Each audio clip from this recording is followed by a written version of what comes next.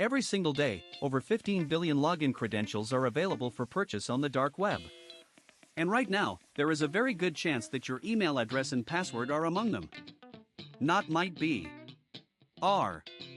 In the next 10 minutes, you are going to learn exactly why your password alone is completely worthless as a security measure, what two-factor authentication actually is at a technical level, and the one mistake that millions of people make when setting it up that leaves them almost as vulnerable as if they had never bothered.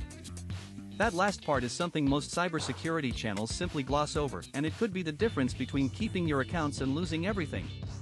Let us start with some context, because to understand why two-factor authentication exists, you need to understand how completely the concept of the password has failed us.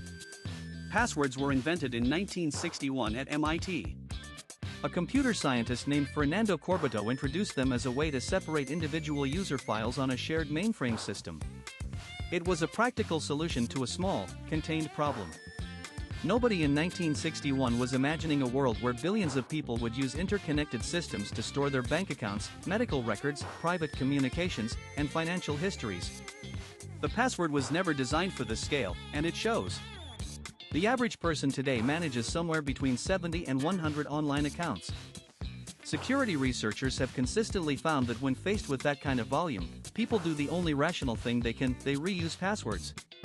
Studies from Virginia Tech and NordPass both found that approximately 65% of people use the same password across multiple sites. That single habit is the foundation of what security professionals call credential stuffing attacks. Here is how credential stuffing works. A hacker obtains a database of leaked usernames and passwords from one breached website, say, a small gaming forum. They then feed those exact credentials into automated bots that try logging into hundreds of other websites simultaneously. Amazon, Gmail, PayPal, banking portals. Because so many people reuse passwords, even a breach of a low-value site can unlock access to extremely high-value accounts. The success rate on credential stuffing attacks averages between 1 and 3%. That sounds small until you realize attackers are often running millions of credential pairs simultaneously.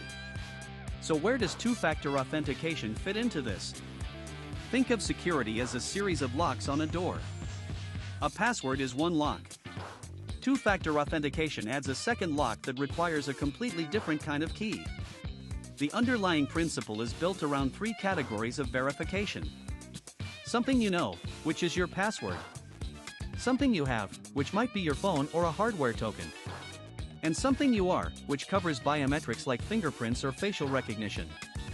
True two-factor authentication combines at least two of these categories.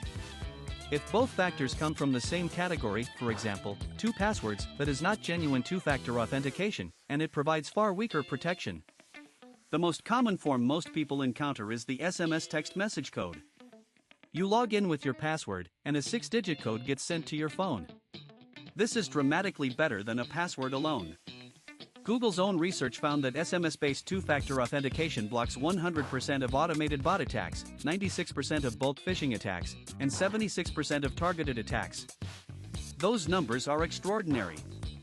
And yet, SMS-based authentication is actually the weakest form of two-factor authentication available, which brings us to something almost nobody explains properly. SMS authentication has a critical vulnerability called SIM swapping. This is where an attacker contacts your mobile carrier, impersonates you using personal information gathered from social media or data breaches, and convinces a customer service representative to transfer your phone number to a SIM card the attacker controls. From that moment on, every text message meant for you, including those two-factor codes, goes directly to the hacker.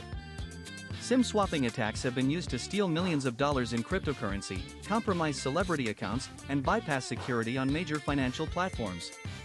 Carriers have improved their verification processes, but SIM swapping remains an active and successful attack method. This is why security professionals consistently recommend moving beyond SMS and using an authenticator application instead. Google Authenticator, Microsoft Authenticator, and Authy are the most widely used options. These apps generate time-based one-time passwords, known as TOTP codes, that refresh every 30 seconds and are calculated using a shared secret key stored locally on your device.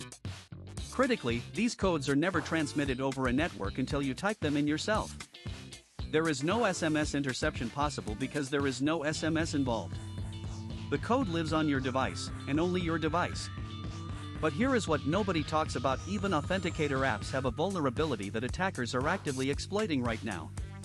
It is called real-time phishing, and it works like this. A hacker sets up a fake version of a legitimate website. When you enter your username, password, and authenticator code, their system immediately relays those credentials to the real website and logs in as you, all before your 30-second TOTP window expires. Your authenticator code is captured and used in real time. This attack method was responsible for bypassing two-factor authentication at Uber, Twilio, and numerous other major companies in recent years. The solution to this problem is hardware security keys. These are physical devices. They look like small USB drives that use a cryptographic protocol called FIDO2 or WebAuth. When you authenticate with a hardware key, the device performs a cryptographic challenge response with the specific website you are visiting. Here is the crucial detail. The key verifies the exact domain of the website before completing authentication. If you are on a fake phishing site pretending to be Gmail, the hardware key simply will not authenticate, because the domain does not match what was registered during setup. Phishing becomes technically impossible. Google famously reported that after mandating hardware security keys for all 85,000 of its employees in 2017, the company experienced 0 successful phishing attacks on employee accounts. 0. Passkeys are the next evolution in this space, and they are already being rolled out by Apple, Google, and Microsoft.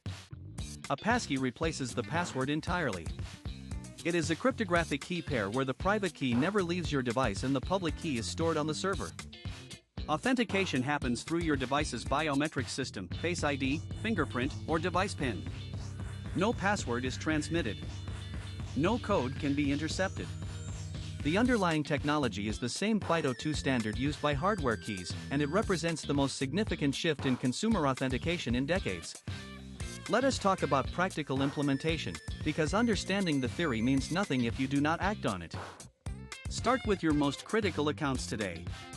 Email is the master key to everything else. If an attacker gets into your email, they can reset the password on every other account you own. Enable two-factor authentication on your primary email account right now, and use an authenticator app rather than SMS if possible. Next, secure your financial accounts. Banks, investment platforms, and payment services should all have two-factor authentication enabled. Then move to any account that stores sensitive personal data, cloud storage, social media, and any work-related platforms. Recovery codes deserve special attention. When you enable two-factor authentication, most services generate a set of backup recovery codes. These are single-use codes that allow you to regain access if you lose your authentication. Device. Print them out or store them in a secure password manager. Do not save them in your email inbox. Do not screenshot them and leave the image in your camera roll. Treat them the way you would treat a physical key to your home. The data on two-factor authentication adoption is simultaneously encouraging and sobering. As of recent surveys, only about 28% of internet users globally have enabled two-factor authentication on their accounts. Among those who have enabled it, a significant portion use only SMS-based methods. The gap between available protection and actual protection being used is enormous, and attackers know it. They actively target the path of least resistance, and right now, the majority of accounts are that path. The technology to make your accounts nearly impenetrable already exists. It is free or very low cost. Before you go, if you learned something valuable today, hit that like button right now. Subscribe to CyberShield Daily for a brand new video every single day. We will see you in the next one.